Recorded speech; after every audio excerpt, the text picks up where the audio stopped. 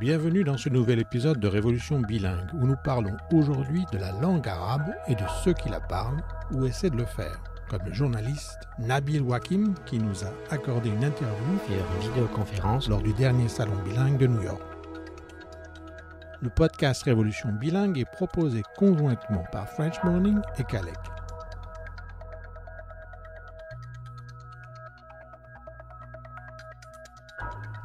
Est-il possible de parler la langue arabe étant jeune et de la perdre en grandissant, ou pire encore de se retrouver presque incapable de la réapprendre plus tard? Pour répondre à ces questions, Nabil Wakim a écrit un livre passionnant, L'arabe pour tous, pourquoi ma langue est taboue en France, aux éditions du Seuil. Le livre est à la fois un récit intime et un essai politique sur les enfants d'immigrés d'origine arabe.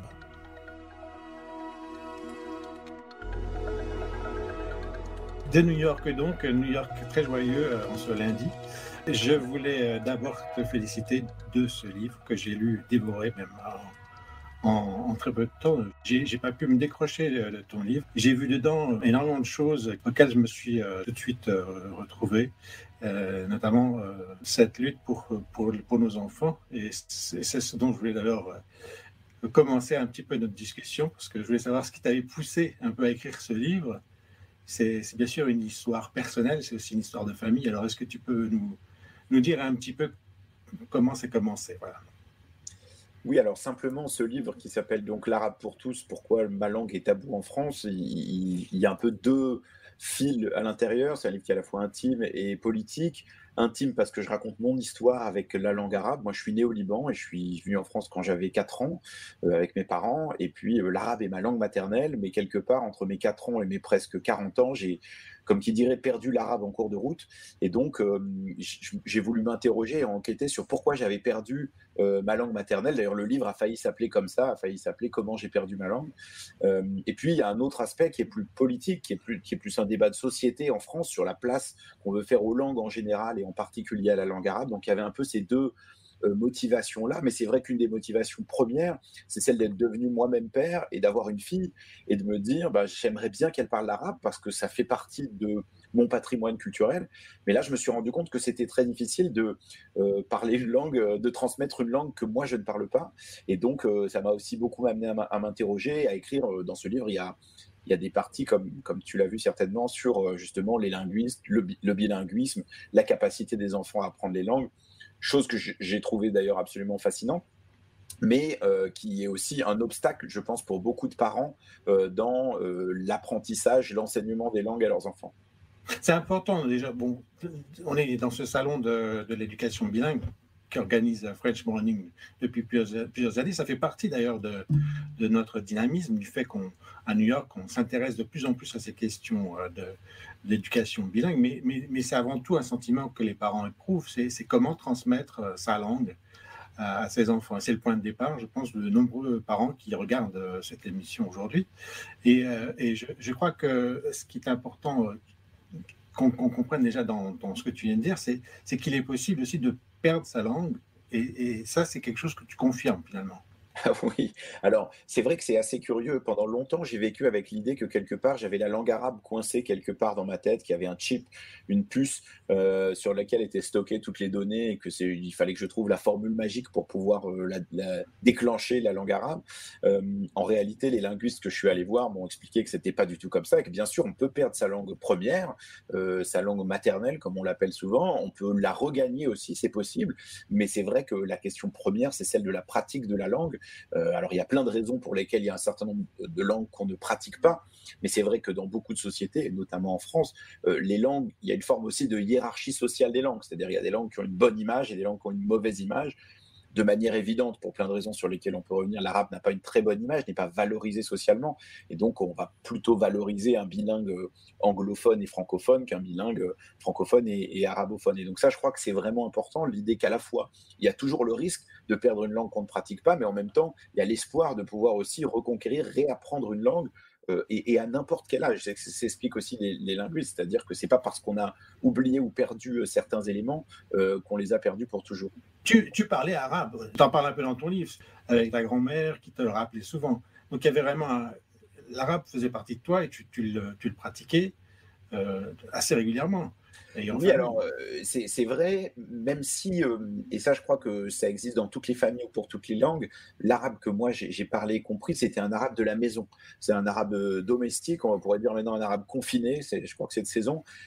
Mais donc du coup, je comprenais bien et il me reste encore ce vocabulaire, ce champ lexical de la nourriture, de range ta chambre, range tes jouets, etc. Donc tout ça, si je l'entends dans un film en arabe, par exemple, c'est des mots qui vont m'évoquer quelque chose. Par contre, j'ai pas grandi en arabe. Et donc, moi, aujourd'hui, je suis journaliste. Je m'occupe d'habitude du secteur de l'énergie, notamment du pétrole. Donc, j'ai souvent des interlocuteurs qui parlent arabe. Je n'ai aucune idée de comment je pourrais parler de ces sujets-là en arabe, alors que je suis capable de le faire en anglais, en espagnol, en français, sans vraiment de difficulté. Donc, c'est vrai qu'il y a une curiosité. Mais là aussi, il y a toujours cette idée de travail, d'entretien de la langue, de battre ce fer tant qu'il est chaud et de maintenir la langue vivante. Voilà. Et il y a un épisode très rigolo dans le livre quand tu dis que tu rentres souvent au Liban et que ton premier passage, ta première étape, c'est finalement l'immigration et ces agents qui regardent ton passeport et qui te regardent d'un coin de l'œil en disant est-ce que ce gars va nous parler en arabe ou pas, et toi-même d'ailleurs. Tu racontes ça, ce passage est assez touchant. C'est que finalement, tu te fais prendre très vite et démasquer très rapidement dans ta maîtrise Oui, de l'arabe. oui, c'est ça. C'est-à-dire que je connais suffisamment l'arabe pour pouvoir dire la première phrase qui dit en arabe je ne parle pas très bien l'arabe, mais ensuite la deuxième qui consisterait à faire un peu la conversation, je ne suis pas capable de le faire. Et d'une certaine manière, j'ai toujours cette angoisse et cette honte de ne pas maîtriser l'arabe quand j'arrive aux douanes de l'aéroport de Beyrouth ou de n'importe quel pays arabe d'ailleurs. Alors qu'en général, quand je rentre aux États-Unis, c'est pas forcément l'expérience de tous les Français aux États-Unis, mais en général, quand je rentre aux États-Unis, les douaniers sont en général super contents de voir en français. Ils me disent wow, you're French, that's great. Et donc ils sont super contents de me voir. Et donc j'assume beaucoup plus le fait d'être français et anglophone à cet endroit-là. Enfin, c'est des expériences qui sont assez différentes. Et tu parles français, tu parles anglais, tu parles l'espagnol, tu parles tout un tas de langues, si j'ai bien compris, mais pas Oui, l'arabe. absolument. J'ai habité aux États-Unis. D'ailleurs, ma fille est née aux États-Unis. Et donc, il y a aujourd'hui l'interrogation de savoir si est-ce qu'il vaut mieux qu'elle apprenne d'abord l'anglais, est-ce qu'il vaut mieux qu'elle apprenne d'abord l'arabe, parce que ces deux langues, d'une certaine manière et de manière très différente, font aussi partie de son histoire. Et donc, évidemment, ensuite, les enfants, quand ils grandissent, choisissent ce qu'ils décident de garder ou pas. Je crois que le défi pour nous, c'est d'arriver à leur donner des outils qui leur permettent de faire ces choix en toute conscience et en toute liberté. Voilà, c'est difficile de dire, j'ai pas envie de mettre sur mon enfant une forme de pression de mes propres ratés à moi, mes propres angoisses à moi, de tout ce que je n'arrive pas à faire. Et en même temps, il y a quand même cette idée de dire, comme pour n'importe quel apprentissage, j'ai envie que mon enfant soit sur le meilleur chemin possible d'ouverture au monde, parce que l'apprentissage des langues, c'est des opportunités incroyables, culturelles, professionnelles, amicales, amoureuses, tout ça. En plus, ce qui est peut-être pas suffisamment dit, c'est que l'arabe, c'est la cinquième langue parlée au monde. C'est une langue riche en histoire, en culture. Et je sais même qu'aux États-Unis, les chiffres ont montré qu'il y a plus d'1 million de locuteurs d'arabe et c'est en nette progression avec des dizaines et des dizaines d'universités qui se mettent à enseigner l'arabe. Donc on se demande finalement qu'est-ce qui est en train de se passer? Déjà, qu'est-ce qui se passe en France avec l'arabe? Et pourquoi est-ce que quelqu'un comme toi, avec des enfants, avait du mal finalement à pouvoir préserver ce patrimoine linguistique? Alors, en France, l'enseignement de l'arabe est dans une très mauvaise situation. Alors, l'enseignement des langues vivantes, en général, connaît des difficultés, à part l'enseignement de l'anglais, mais dans le secondaire, l'enseignement des langues vivantes, en général, connaît des difficultés. L'enseignement de l'arabe, d'une certaine manière, encore plus. Il n'y a que 14 000 élèves sur tout le territoire français qui apprennent l'arabe en langue vivante au collège et au lycée. C'est 0,2% des élèves, donc on est vraiment dans le royaume de l'infiniment petit. Et c'est d'une certaine manière, il y a une forme de paradoxe, c'est-à-dire que l'arabe enseigné pour les enfants d'immigrés venus du Maghreb ou du Proche-Orient est souvent mal considéré comme une langue un peu de rebut, comme une langue de mauvaise classe dans des établissements scolaires qui ne sont pas forcément bons. À l'inverse, il existe aussi un arabe, entre guillemets, d'élite. Il y a une très forte tradition en France d'apprentissage de l'arabe qui date de François Ier, qui est ce qu'on appelle l'école arabisante, et qui enseigne l'arabe à Sciences Po, à Polytechnique, dans des écoles de commerce, dans certains grands lycées parisiens en prépa, en classe préparatoire. Et donc, il y a un peu ce paradoxe qui est que dans ces classes d'élite, on trouve finalement pas tant que ça d'enfants d'immigrés venus de pays arabes, dont les parents sont venus de pays arabophones. Et à l'inverse, voilà, on a plutôt des classes, j'allais dire, plutôt des classes caricaturalement d'immigrés, de pauvres, dans des zones d'éducation prioritaire, dans lesquelles il y a ces classes d'arabe. Il n'y a pas l'intermédiaire, et c'est ce qui manque d'une certaine manière, c'est-à-dire un enseignement de l'arabe comme une langue vivante normale, et qui ouvrirait des portes à la fois aux arabo-descendants, mais aussi à tous ceux et toutes celles qui ont envie d'apprendre l'arabe. Moi, j'ai pris des cours d'arabe aux États-Unis parce que j'ai passé un an à Harvard, et c'était très intéressant de voir que dans ce cours, il y avait des gens vraiment de tous horizons. Il y avait des gens il y avait des Américains. Alors, il y avait des gens qui voulaient devenir diplomates ou Marines et qui, du coup, faisaient cette formation-là en se disant, bon, ça va m'ouvrir des portes. Il y avait des gens qui étaient de familles immigrées qui venaient de beaucoup de pays du monde. Certains venaient avec une intention religieuse, d'autres avec une intention culturelle. Et puis, il y avait aussi beaucoup d'étudiants américains venus de plein d'États différents des États-Unis qui avaient envie d'apprendre l'arabe. Et c'était un melting pot très intéressant parce qu'il y avait déjà, rien que dans les échanges dans la classe, un mélange de cultures qui était très intéressant. J'ajoute qu'il y a aux États-Unis une histoire de l'immigration venue du monde arabe qui est très ancienne et que certaines régions, c'est notamment le cas à Detroit ou à Boston, dans tout le Massachusetts, il y a une histoire d'immigration qui date du début du XXe siècle, qui est très très forte et dont on trouve les traces à Ellis Island. Et donc il y a beaucoup là-bas de pratiques de l'arabe, de magasins, de librairies, etc. D'ailleurs, en face de la Public Library de Boston, il y a un monument d'hommage à un écrivain et poète libanais qui s'appelle Khalil Gibran, qui a longtemps habité à Boston. C'est justement, une histoire qui remonte. Justement, Khalil Gibran, j'en parle aussi dans mon livre, et c'est la première école à Brooklyn à avoir ouvert un programme bilingue en arabe et en anglais, s'appelait l'école Khalil Gibran. Et l'idée de ce poète, c'était de rassembler les cultures, de les rapprocher. Et le fait que cette école de Brooklyn, une école publique, choisisse de lui donner son nom, c'était tout un symbole. Malheureusement, et c'est là où les histoires comme ça ne sont pas toujours très faciles, dès que ce programme s'est ouvert, en 2007 d'ailleurs, c'est en même temps que on ouvrait, nous, un programme bilingue en français et en anglais à Brooklyn, à quelques rues de ce programme.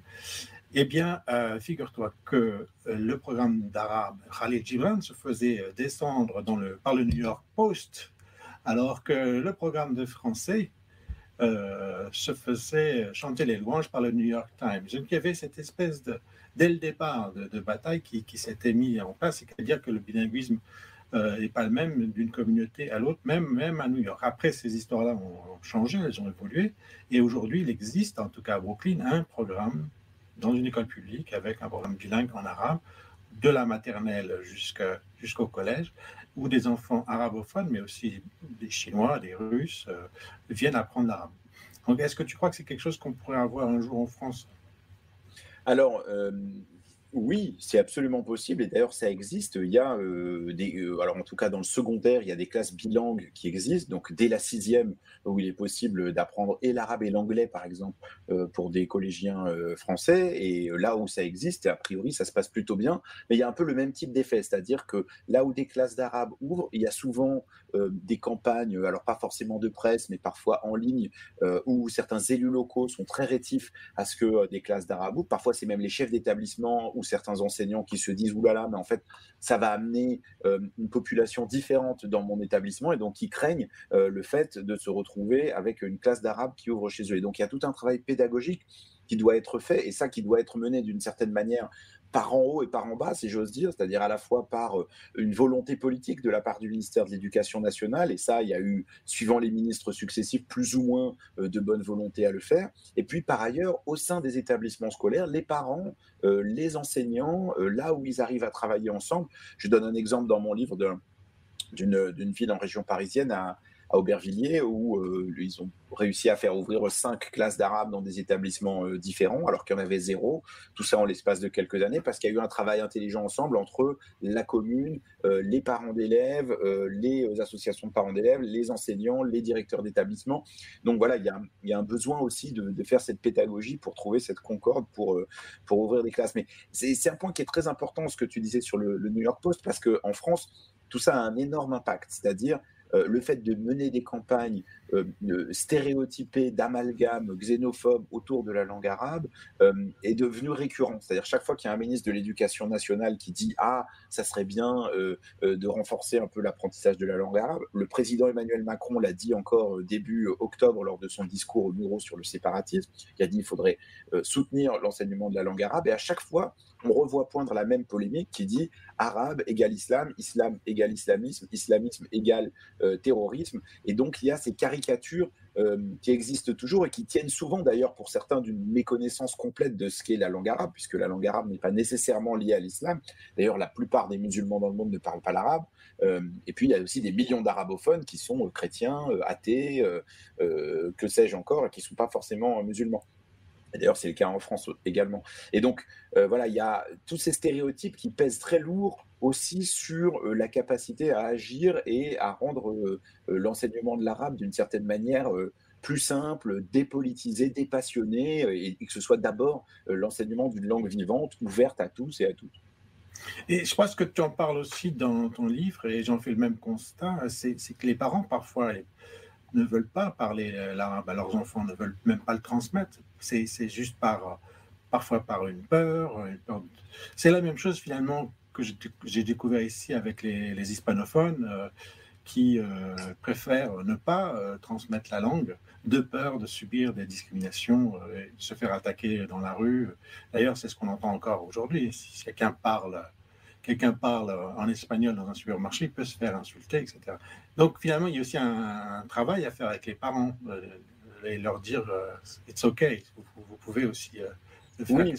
Qu'est-ce que tu en penses? Oui, absolument. Je pense que ça, c'est un sujet qui est très important. C'est-à-dire, d'une certaine manière, on peut penser et dire oui, l'éducation nationale, il faut qu'elle fasse ci, ça, etc. Mais il y a effectivement un sujet à l'intérieur des familles qui, de manière consciente ou inconsciente, font le choix de ne pas miser sur la langue arabe en se disant bon, est-ce que c'est ce qui va être le plus profitable pour mon enfant dans son parcours scolaire, dans son parcours professionnel? Est-ce que je lui assure le meilleur chemin de réussite? Alors évidemment, tout le monde ne se pose pas les questions exactement comme ça, mais au final, c'est quand même un peu ça. Tout le monde veut le meilleur chemin pour son enfant, évidemment. Et donc, il y a parfois cette idée de se dire, oui, il va être mal perçu s'il parle l'arabe. Parfois, c'est une demande, y compris des enfants eux-mêmes. Moi-même, quand j'étais ado, j'avais pas envie que ma mère me parle arabe à la sortie de l'école, parce que j'avais pas envie d'être catégorisé de cette manière-là. Et j'avais honte, en fait, d'entendre même cette langue. Et effectivement, je pense que c'est des mécanismes qui existent aussi aux États-Unis, même si l'espagnol a une place maintenant beaucoup plus importante que de l'arabe en France. Et puis, il y a une spécificité aussi de la langue arabe en France, qui est que c'est aussi maintenant une langue qui est très associée, malheureusement, aux attentats terroristes qu'a connu la France ces dernières années. Et donc, l'idée, par exemple, que quelqu'un dise Allahu Akbar dans la rue, ou Allah Ma'ak, qui sont des phrases comme Allah est le plus grand, ou Allah est avec toi, que Allah soit avec toi, sachant qu'en arabe on dit Allah pour Dieu. Donc même les chrétiens, ma grand-mère chrétienne disait Allah pour parler de Dieu. Eh bien, rien que ces phrases-là peuvent susciter en France, prononcées dans le métro, de l'inquiétude, de la sidération de la part de passants. Et ça, les arabophones en France le savent bien. Et les jeunes qui ont grandi en France le savent bien. Et donc, il y a aussi un peu cette idée de se dire, bon, si j'ai envie de réussir, de bien m'intégrer, d'avoir le meilleur chemin de réussite professionnelle, peut-être qu'il vaut mieux que j'évite. Voilà.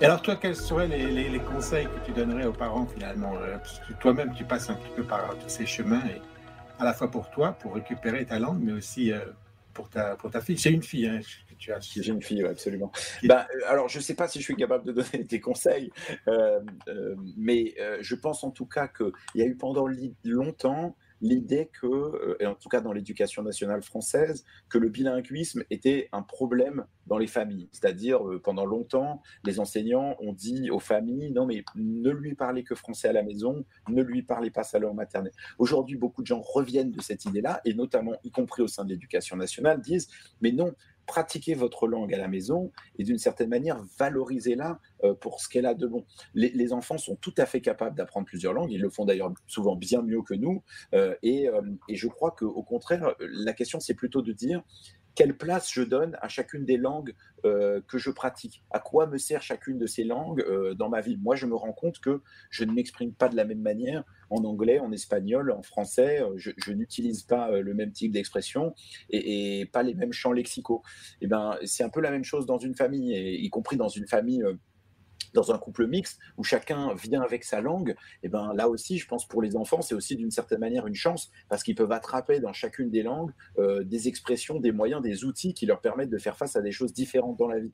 Et donc, je pense qu'il faut le faire de manière unapologétique, comme on dirait aux États-Unis, vraiment sans craindre de conséquences négatives pour les enfants. Les linguistes disent tous que dans les premières années d'expression, il peut y avoir des moments de difficulté pour les enfants qui sont confrontés à plusieurs langues, c'est vrai, mais en général, c'est résorbé très vite et les avantages sont bien supérieurs aux inconvénients. C'est vrai, c'est ce que je répète tous les jours, j'ai l'impression. Mais ce que j'ai remarqué, moi, avec on ne s'était pas coordonné avant. Hein. Les familles que je rencontre, en tout cas les familles françaises, surtout, c'est ce qui est important de dire, c'est qu'une fois qu'elles sont ici aux États-Unis, elles revendiquent ce droit à pouvoir garder notre langue, à pouvoir transmettre notre langue. Et c'est à la fois très touchant et aussi on peut se dire, mais pourquoi pas finalement toutes les langues et tous les locuteurs. Je pense que c'est un besoin universel que de vouloir transmettre sa langue et de vouloir garder ce lien, même ce lien entre les générations. C'est-à-dire, est-ce que mes filles pourront parler à mes parents, leur écrire ou leur parler sur Skype le dimanche ou des choses comme ça? Est-ce qu'elles pourront leur envoyer des cartes pendant les vacances? C'est les choses qui, moi, me préoccupent. Mais beaucoup de Français ici sont préoccupés par ces questions-là. Et d'ailleurs, ça en fait d'eux comment dirais-je, des entrepreneurs de l'éducation bilingue, puisque là, c'est ce qu'on constate avec Emmanuel Saint-Martin et French Morning, c'est qu'il y a de plus en plus d'initiatives, que ce soit au niveau des crèches, que ce soit dans les écoles publiques, que ce soit les initiatives des établissements privés. Ça foisonne, et maintenant même en ligne, il y a énormément de choses qui se passent en ligne. Donc finalement, qu'est-ce que toi tu pourrais finalement ramener avec toi? Et est-ce que tu penses faire la révolution bilingue en France? C'est une chose qui est nécessaire aujourd'hui. Je crois que la France et les États-Unis ont de ce point de vue-là des histoires qui sont extrêmement différentes. La France a une histoire d'unification de son territoire et de la nation française avec la langue française, et y compris la France s'est construite contre les langues régionales. On a tous en tête, je pense en tout cas les Français qui ont étudié en France, ont en tête dans nos livres d'histoire ces panneaux avec marqué interdite par les Bretons et de cracher par terre. Et donc il y a l'idée, et je le vois bien d'ailleurs depuis la sortie du livre, dans certaines des réactions hostiles que je reçois, il y a un peu cette idée en France, on doit parler français et presque uniquement le français. Voilà. Et donc ça, je crois que c'est une idée qu'il faut combattre. La France a en réalité toujours été riche de ces langues, qu'il s'agisse de langues régionales ou de langues d'immigration. Et y compris, je pense aussi aux langues d'outre-mer, au créole des Antilles et de la Réunion. Et je crois que les États-Unis, en tout cas, j'ai plaisir à croire que l'histoire américaine est plus ouverte sur cette richesse linguistique, aussi parce que les différentes vagues d'immigration aux États-Unis ont amené avec elles des langues qui continuent d'être pratiquées aujourd'hui, même si cette transmission n'est évidemment jamais parfaite. Les Italiens de Boston ou de New York aujourd'hui ne parlent peut-être plus l'italien, mais ils ont maintenu vivant une partie de cette culture italienne, peut-être plus que les petits-enfants d'Italiens en France. Et donc, je crois qu'il y a une vraie chance de pouvoir le faire aux États-Unis. Et je pense que les parents français aux États-Unis ont raison de se dire, en fait, je peux conserver le français pour mes enfants, même si je vis aux États-Unis depuis 10, 15, 20 ans. Et moi, je connais des familles françaises aux États-Unis ou des couples mixtes franco-américains qui l'ont fait pour leurs enfants, qui aujourd'hui ont 18 ou 20 ans. Et ils sont ravis, ces adolescents, de pouvoir venir faire une année d'études en France, repartir ensuite aux États-Unis, avoir des cousins et des copains en France, pouvoir parler avec leurs grands-parents. C'est une vraie richesse. C'est-à-dire le fait de maintenir ce lien et de ne pas le rompre. C'est peut-être une banalité ce que je dis pour la plupart des gens qui nous, qui nous écoutent, mais je crois que c'est vraiment important de le maintenir. Parfois, c'est pénible. Moi, quand j'étais adolescent, j'avais tout sauf envie d'apprendre l'arabe. Mais aujourd'hui, je regrette de ne pas l'avoir fait. Donc, il y a un équilibre évidemment à trouver pour pas imposer aux enfants quelque chose qui soit trop lourd. Mais tout ça peut se faire aussi dans le jeu, dans la vie quotidienne, dans l'échange. Et je crois que ça peut être très enrichissant pour les enfants. Et en plus, d'une certaine manière, aux États-Unis, quand même dans beaucoup de villes américaines, c'est quand même une marque d'être très très cool de maîtriser la langue française quand on a 10 ou 15 ans. Il faut aussi prendre plaisir aux langues. On a fait avec Emmanuel un podcast là, sur ce sujet-là. C'est la notion de plaisir. Les enfants réagissent surtout à ça. Il faut se sentir heureux de parler, de pratiquer sa langue et pas sentir une pression supplémentaire, pas forcément qui viennent des parents, mais qui viennent de notre société, de ce qui nous entoure. Et ça, je crois qu'on n'y pense pas assez, on n'en parle pas assez. Les enfants, finalement, ont besoin d'être heureux avec leur langue.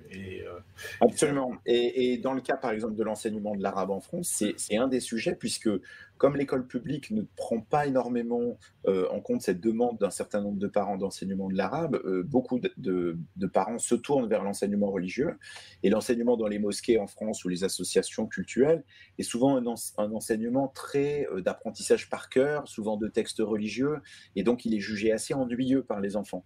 Et donc il y a du coup beaucoup d'enfants qui apprennent l'arabe comme une langue un peu figée, comme une langue qui n'est pas très dynamique, et sans se prononcer d'ailleurs sur le fond du sujet de dire est-ce que c'est bien d'apprendre une langue dans une mosquée ou plutôt qu'à l'école publique, etc., qui est encore un autre débat. Je crois que ce qui est vraiment important, c'est d'apprendre les langues comme des langues vivantes.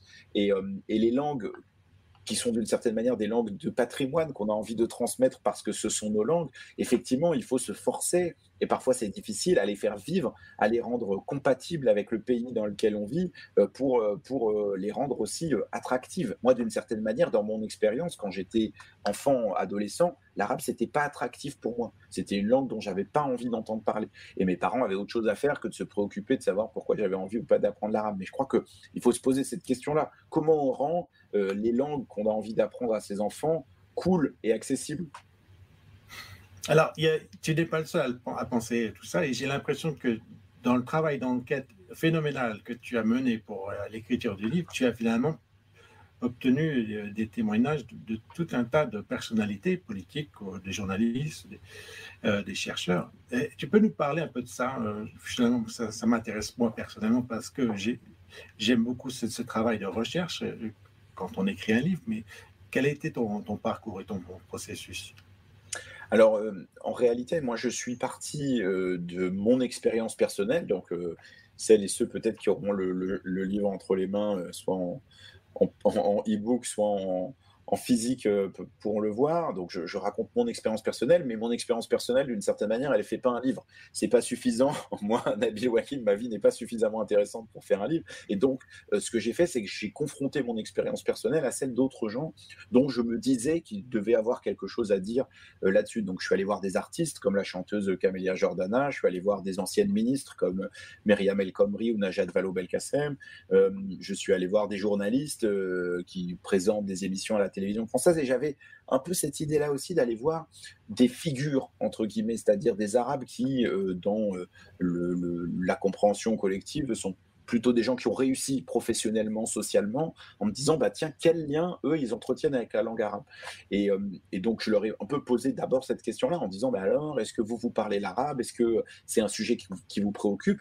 Et en fait, j'ai été surpris de constater que l'immense majorité d'entre eux avaient une histoire assez similaire à la mienne. C'est-à-dire, moi, je pensais qu'étant libanais, d'une famille chrétienne, un pays assez francophone, bah, peut-être que j'avais cette spécificité. Et en fait, je me suis rendu compte que c'était la même chose pour les Maghrébins, c'était la même chose pour les enfants d'Égyptiens ou de Soudanais, c'est-à-dire qu'il y avait quand même cette question commune de dire, ben, en fait, est-ce que finalement ma progression sociale dans la société française, je ne l'ai pas obtenue aussi en mettant l'arabe de côté, en ignorant cette part arabe de moi-même finalement, et cette part de langue arabe que j'ai, et beaucoup d'entre eux qui sont dans des tranches d'âge assez proches aussi de la mienne, ont justement des enfants, se posent la question de la transmission de la langue aux enfants. Et donc, j'avais envie de confronter mon histoire aux autres. Donc, voilà, il y avait ce premier blog qui était un blog comme ça de témoignages, mon témoignage et ceux d'autres enfants d'immigration devenus parents issus de l'immigration.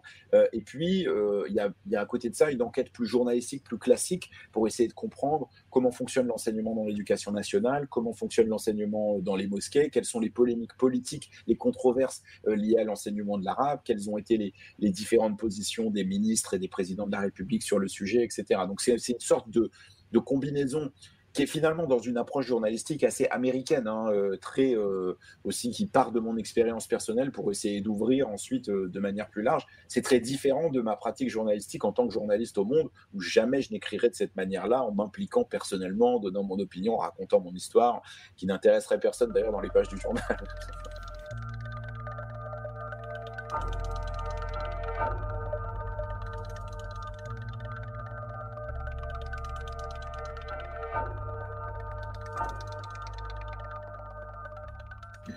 Et bon, maintenant, le livre est sorti depuis 3 semaines. Qu'est-ce que tu en apprends? Est-ce que tu as un retour sur Oui, ça alors ce qui est très intéressant pour moi, c'est que je reçois énormément de courriers de lectrices et de lecteurs et beaucoup de témoignages et évidemment de beaucoup de parents qui me racontent leurs débats, leurs angoisses, leurs inquiétudes sur comment transmettre leur langue à leurs enfants. Alors évidemment de beaucoup d'arabophones ou d'arabo-descendants, mais aussi, encore aujourd'hui, j'ai reçu un mail d'un monsieur breton qui me dit, bah voilà, moi, mon arrière-grand-mère parlait breton, je me rappelle d'elle parlant breton, mes grands-parents parlaient breton, mais ils ne le parlaient qu'à la maison, mes parents ont refusé de le parler, et moi, c'est une langue que je ne parlerai jamais, elle est perdue pour toujours dans ma famille.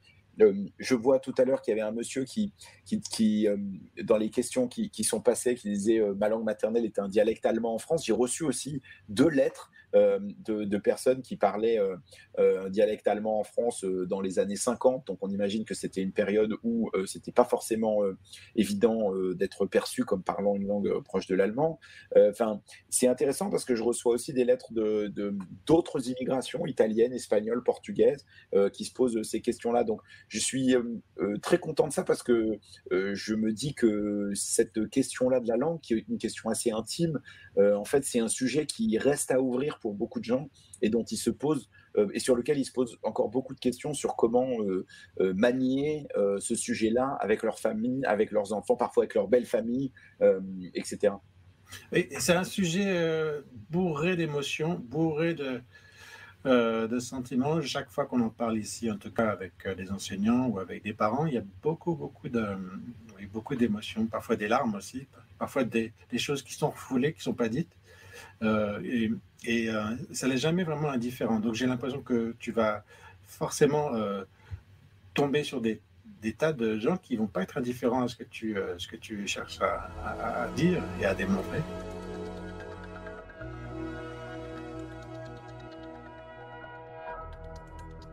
Pour moi, la question forcément qui me préoccupe presque tout le temps ici, c'est comment faire pour trouver des profs, comment les former, et, comment faire pour les faire venir ici, comment faire pour finalement qu'ils enseignent ce qu'on a vraiment envie qu'ils enseignent. Est-ce que tu as beaucoup pensé à ces questions-là au niveau des enseignants et comment les aider? Oui, alors c'est vrai qu'en France, il y a un sujet spécifique qui est qu'on ouvre très peu de places pour recruter des enseignants d'arabe pour les concours d'enseignement public. Donc, c'est absolument évident, pour donner des cours, il faut des enseignants et il faut des heures de cours. Et donc, pour ça, il faut former des enseignants. Et c'est vrai que d'une certaine manière, la tradition française fait que souvent on aimerait bien former des agrégés qui soient les plus experts et les meilleurs praticiens de la langue, ce qui est très bien et ce dont on a besoin. Mais en fait, on pourrait aussi faire ce qu'on fait par exemple pour l'anglais, c'est-à-dire aussi avoir des assistants de langue, des gens qui peuvent aider un enseignant à répartir des heures de cours, par exemple. Voilà, il y a une question à la fois de volonté politique et un peu de moyens pour dire bon ben voilà, on met les moyens, mais il y a aussi d'une certaine manière un peu de pragmatisme à trouver pour essayer de trouver des astuces qui permettent d'avoir le plus grand nombre d'enfants qui se retrouvent confrontés à la langue pour assurer, et tu en as parlé tout à l'heure en parlant de cette école de Brooklyn, je crois que c'est vraiment important d'assurer la continuité pédagogique. Un des gros problèmes en France, c'est qu'il y a des enfants qui se retrouvent par exemple dans un collège où ils peuvent faire des cours d'arabe, mais le lycée où ils vont ne propose pas d'arabe. Ou à l'inverse, sont dans une école primaire où il y a des cours d'arabe, ce qui arrive parfois, mais le collège de leur secteur n'en a pas. Et donc ça, c'est ça le vrai problème pour les enfants, c'est qu'il faut, et les élèves, leur assurer une continuité pédagogique la plus longue possible, encore une fois, sans les forcer à apprendre une langue qu'ils n'auraient pas envie d'apprendre, mais leur donner les moyens de pouvoir y accéder sur la longue durée. Et ça, je crois que c'est vraiment très, très important. Oui, la question du continuum, et ça c'est quelque chose qui nous concerne ici dans la communauté française aussi. Bien sûr, il existe de très très bons lycées qui proposent un programme de bac, etc. Mais ensuite, il y a très peu d'options dans le système public qui permettent ce continuum et c'est la grande inquiétude. C'est que vont faire les enfants, que vont-ils choisir? Est-ce que les années de primaire vont suffire pour arriver à un niveau, pas uniquement de bilinguisme, mais de bilettrisme aussi, capable d'écrire, ce qui en français, bien sûr, est difficile, et en arabe, j'imagine à peine ce que ça signifie. En tout cas, c'est un phénomène qui, finalement, on le sent, est le même entre la France et les États-Unis, c'est qu'on arrive à comprendre. En tout cas, c'est peut-être le même de manière inverse, c'est qu'ici, les écoles primaires avec des programmes bilingues fleurissent un peu partout, mais dans des tas de langues. Et à New York, on en trouve en chinois, en espagnol, en coréen, en ourdou, en bengalais, en italien, en russe, en allemand. Il y a 15 langues proposées à New York dans des filières bilingues. Mais bien sûr, tout ça s'arrête au niveau du collège, middle school. Ouais. Après ça, plus rien. Et là, il va falloir encore travailler, il va falloir encore changer ces mentalités pour faire comprendre qu'avec le multilinguisme, on peut arriver à créer des citoyens très ouverts sur le monde et très doués aussi. Oui, oui, même si c'est vrai que, encore une fois, moi je suis fondamentalement convaincu des bénéfices du bilinguisme et du plurilinguisme, mais maintenant c'est vrai qu'il faut trouver une manière de faire aussi pour que les enfants et les adolescents aussi aient envie de l'être et voient la richesse de ces langues. Moi, si j'ai eu envie d'apprendre l'anglais et j'ai adoré apprendre l'anglais quand j'étais collégien, c'est parce que j'écoutais de la musique en anglais, j'avais envie de regarder des Star Wars en anglais, voilà, et je trouvais ça super cool. Et plus tard, j'ai eu envie d'apprendre l'espagnol parce que je trouvais que c'était une langue chantante qui me plaisait et qui me faisait envie et que j'avais envie d'aller étudier en Espagne. Et donc, je crois qu'il y a aussi une question, j'allais dire, culturelle au sens vraiment très large, qui est de rendre attractives les langues pour les enfants, pour les adolescents, pour en faire quelque chose qui leur fait découvrir un monde. C'est-à-dire, j'apprends pas une langue juste pour apprendre une langue, j'apprends une langue pour découvrir des chansons, des films, connaître des gens, avoir des amis. Voilà, moi, finalement, si je parle mieux l'anglais et l'espagnol, c'est aussi parce que j'ai des amis avec qui je peux échanger régulièrement en anglais et en espagnol, et je prenais pas le soin de le faire avec ma grand-mère ou mes cousins en arabe.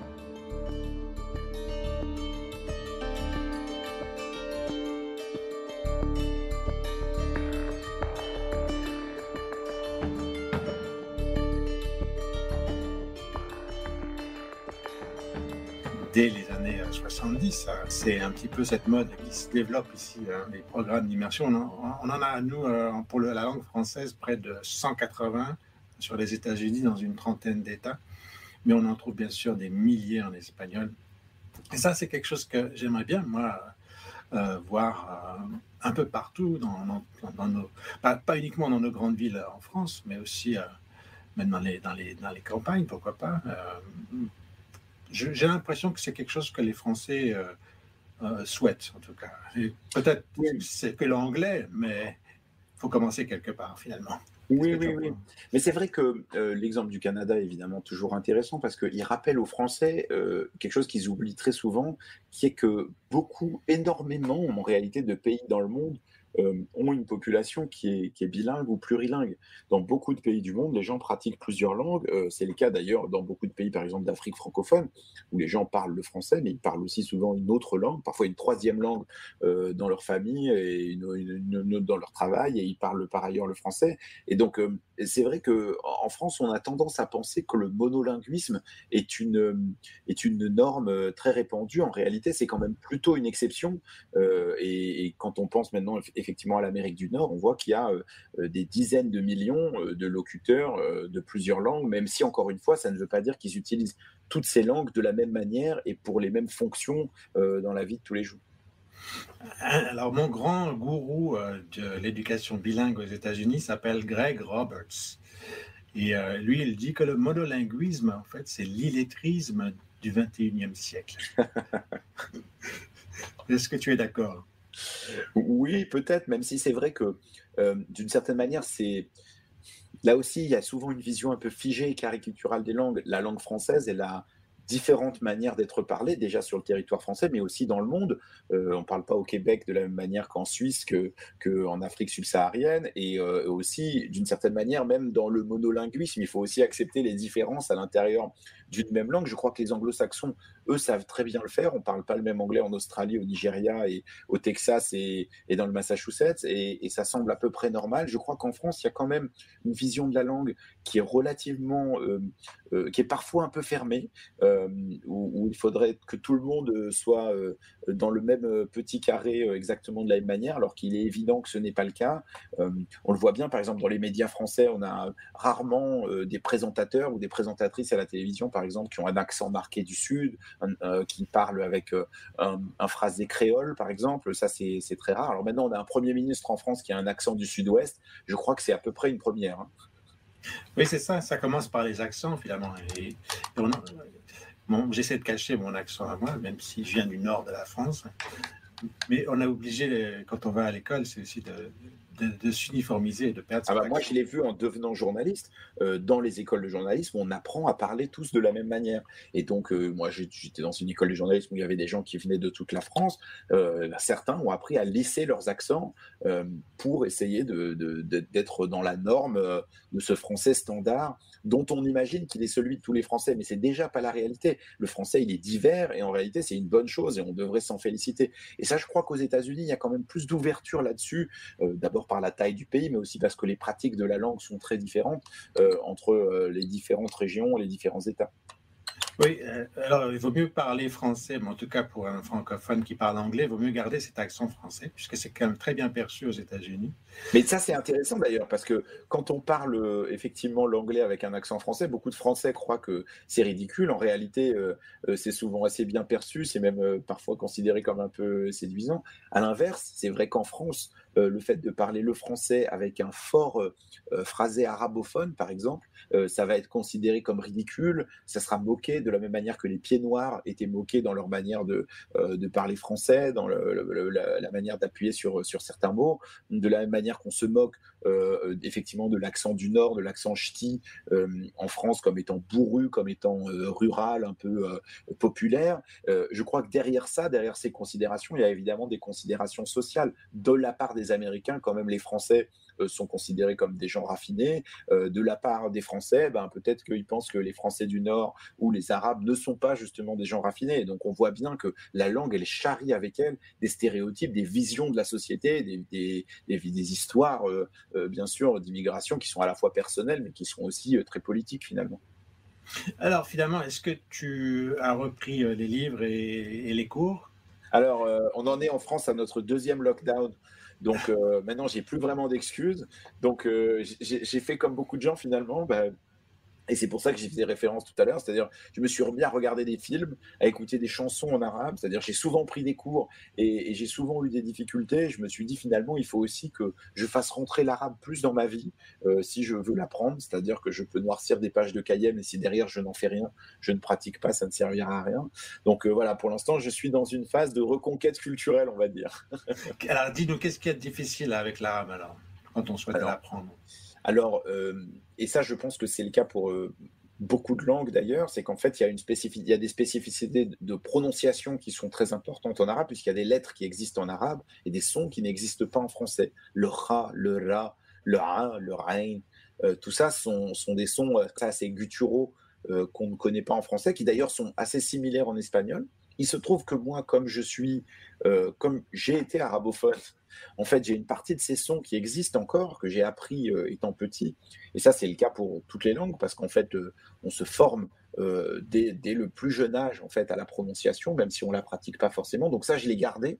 Par contre, ce qui est très difficile pour moi, c'est effectivement la compréhension, la lecture et la diversité du vocabulaire, puisque l'arabe de la presse, cet arabe qu'on appelle standard, est en fait assez différent des arabes qui sont parlés dans les différents pays, puisqu'on parle l'arabe libanais, l'arabe marocain, l'arabe égyptien, mais qui sont des langues de la vie de tous les jours, là où l'arabe standard, appelé parfois arabe littéraire, lui est une langue plus élitiste et donc plus difficile d'accès. C'est d'ailleurs, tu fais souvent d'ailleurs référence au livre de Jack Lang là-dessus, qui en parle aussi, qui parle de l'histoire de la langue arabe et de sa complexité aussi. Et je pense qu'au niveau de l'écriture, c'est même encore plus difficile, si je comprends bien. Écrire en arabe, ça relève du vrai défi. Alors, oui et non, parce que l'arabe, d'une certaine manière, a une certaine rigidité, mais est moins rigide que le français dans la construction des phrases. Donc, il y a plus de liberté, enfin, de ce que j'en comprends encore une fois, hein, mais, mais il y a plus de liberté pour pouvoir formuler des phrases. Voilà, effectivement, ensuite, il y a une difficulté, c'est que c'est un autre alphabet, c'est d'autres lettres, c'est un sens de lecture et d'écriture qui est inverse du sens auquel on est habitué en France. Et donc ça, c'est vrai que ça peut être particulièrement déroutant. Et pour ta fille alors? Effectivement, il y a ce tiraillement pour savoir, si elle doit être d'abord franco-américaine ou franco-libanaise ou les 3 à la fois. What's the Voilà, plan? donc exactement. Pour l'instant, il n'y a pas de plan, donc je suis preneur de suggestions, bien évidemment. Très bien. En tout cas, pour finir un petit peu cette discussion, je sais que dans ta conclusion, dans la conclusion de ton livre, tu veux finir et tu finis avec un message d'espoir finalement pour cette situation désastreuse de la langue arabe en France. Donc c'est bien ce que tu veux laisser dans nos esprits. Il y a espoir, tu as espoir. Oui, bien sûr. C'est-à-dire que moi, je crois que, au fond, l'histoire française, et d'ailleurs, je crois que l'histoire américaine est aussi empreinte de ça, c'est des histoires d'immigration, c'est des histoires de peuples qui se mélangent et qui mélangent leur culture et qui les font siennes. Alors, parfois, ça se fait avec douleur, mais à la fin, là-dedans, il y a énormément de mélange. La réalité en France, c'est pas que la France, c'est un pays raciste qui ne supporte personne, c'est qu'en fait, les Français, ils se mélangent, ils se marient avec des gens qui viennent d'autres pays, ils font des enfants qui ont plusieurs cultures, ils leur transmettent des choses, du patrimoine, des recettes de cuisine, des chansons, des films, des histoires de grands-parents. Et cette histoire-là, cette histoire italienne, polonaise, créole, arabe, maghrébine, bretonne, c'est aussi ça l'histoire française. Et moi, c'est ça que j'ai envie de retenir de ça, c'est qu'en fait, il y a une opportunité ici, il y a une opportunité de fonctionnement collectif de la société, il y a une opportunité sociale, culturelle, professionnelle pour des enfants, pour des parents, et donc je pense qu'on aurait tout intérêt à la saisir, plutôt qu'essayer de s'enfermer sur une vision un peu caricaturale, un peu fausse, d'une langue française conservée dans du formol, ce qui n'a jamais été le cas d'ailleurs. Oui, et je crois ça rejoint tout à fait ce que je pense et ce que j'écris aussi. Et c'est aussi l'enseignement bilingue, la maîtrise de deux langues, c'est un pont. Voilà, c'est pas un mur comme on peut dans le contexte américain. Tu vois très bien où je veux revenir, mais c'est vraiment un pont. C'est le fait de pouvoir mieux s'entendre, mieux se comprendre, mieux se respecter. C'est aussi, moi je le vois dans l'école de mes filles, hein, qui suivent un programme bilingue en français et en anglais, mais le fait de pouvoir partager ces deux langues avec leurs camarades, le fait de le vivre ensemble, ce bilinguisme, ce biculturalisme, ce bilettrisme, c'est aussi, ça fait des enfants plus tolérants et plus respectueux l'un de l'autre. Et puis, je crois, c'est le meilleur modèle, en fait, d'enseignement, d'éducation, dans le sens où on crée des citoyens du monde multilingues. Voilà, je ne sais pas si tu rejoins mon Bien point de sûr, vue. bien sûr. Non, mais moi, je crois que c'est une de mes chances dans la vie. Avoir une double culture, je pense que c'est ce qui m'a permis de réaliser plein de choses dans la vie, d'être heureux, de comprendre beaucoup de choses, de m'intéresser au monde qui m'entoure. Ça ne veut pas dire que quand on n'est pas d'une double culture, on ne peut pas le faire. Mais en tout cas, le fait d'apprendre d'autres langues, c'est pas juste apprendre une langue. Parfois, on a une vision un peu caricaturale qui consiste à dire, ah, En France, par exemple, là, il faut apprendre l'anglais parce que ça va permettre de trouver du travail. Il faut apprendre de l'allemand parce que ça va permettre d'être dans des bonnes classes. Une vision utilitariste des langues. Bien sûr, c'est vrai, ça existe, mais c'est d'abord, ce n'est pas ça. D'abord, c'est une ouverture au monde, une chance culturelle de comprendre comment d'autres gens vivent, pensent, mangent, dorment, s'aiment. Et ça, c'est quand même absolument formidable parce que ça fait des citoyens, des citoyennes plus éclairés. Et on peut avoir cette vision utilitariste, puisque c'est un peu d'ailleurs ce qui a été exploité comme approche ici aux États-Unis avec des scientifiques qui ont démontré que d'être bilingue, c'est aussi être capable de résoudre des problèmes. Et dans ce cas aussi, et ça a été démontré sur les tests standardisés en maths, les bilingues, des filières bilingues réagissent plus facilement aux problèmes mathématiques, ont de meilleurs scores en maths. Et c'est quelque chose qui est prouvé, démontré dans tous les sens, décortiqué. Et c'est quelque chose dont on entend finalement très, très peu souvent parler. Il y a cet aspect-là, il y a l'aspect aussi découverte des autres, l'empathie, la notion d'empathie. Ça aussi, on parle souvent d'éducation socio-émotionnelle, mais cette notion d'empathie, elle devrait être centrale à nos enfants, à ce que nos enfants apprennent, le fait de partager à la fois les douleurs des autres, mais aussi les bonheurs, et d'être au diapason des autres. Et je crois que ça, c'est un sujet aussi bien pour les Français et les Américains qui partagent, je crois, le même travers. C'est celle d'être très nationalo-centré, c'est-à-dire les Américains ont quand même une vision du monde qui part des États-Unis et les Français ont souvent une vision du monde qui part de la France. Et en fait, le fait de pouvoir se décentrer, le fait d'apprendre une autre langue, c'est aussi un outil pour comprendre comment pense l'autre. Et en comprenant comment pense l'autre, en se mettant à sa place, souvent, on a une vision du monde qui est plus complète et qui est plus intéressante aussi. Formidable. Eh bien, je suis très heureux d'avoir pu avoir cet échange avec toi. Semblable au contexte français évoqué par Nabil Wakim dans son livre, la peur de la discrimination est très présente chez les arabophones aux États-Unis, surtout depuis le 11 septembre.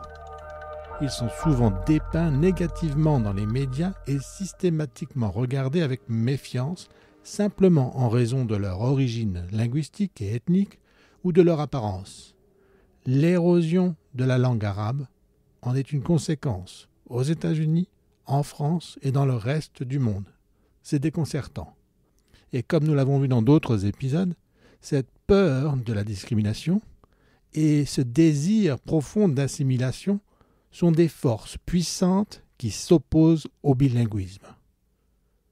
Face à l'adversité, l'arabe est devenu la dernière victime d'une longue liste de langues qui succombent à une pression croissante fondée sur des préjugés sociaux et ethniques. Heureusement, certains parents et éducateurs ont réussi à réduire quelque peu ces préjugés, en créant des filières bilingues d'ailleurs, et l'apprentissage de l'arabe semble renaître dans plusieurs villes occidentales.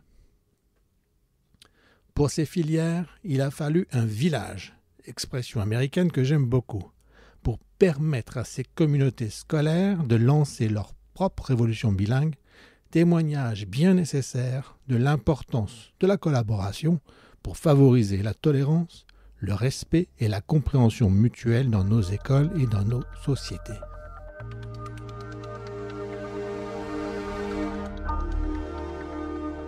Merci à Emmanuel Saint-Martin de French Morning et à Sarah Punawala pour le montage.